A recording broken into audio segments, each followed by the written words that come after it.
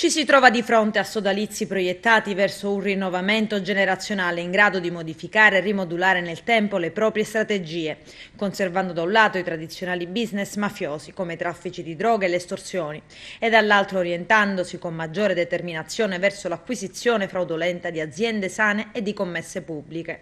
Questa è in estrema sintesi l'analisi del secondo semestre 2017 della Direzione Investigativa Antimafia, che prosegue.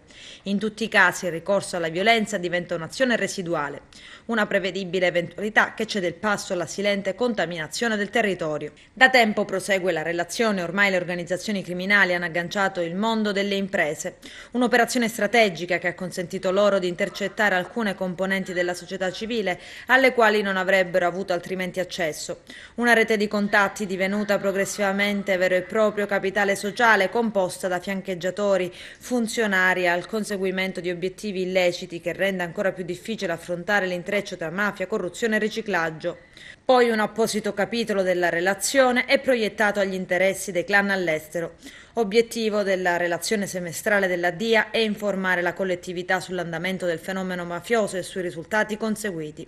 Un contributo essenziale conoscitivo maturato nella consapevolezza che la mafia è un fenomeno complesso, di difficile lettura e che va innanzitutto ben compreso, poi interpretato e quindi contrastato, tenendo sempre a mente la massima che Giovanni Falcone auspicava fosse scolpita sullo scranno di ogni magistrato o poliziotto: possiamo sempre fare qualcosa.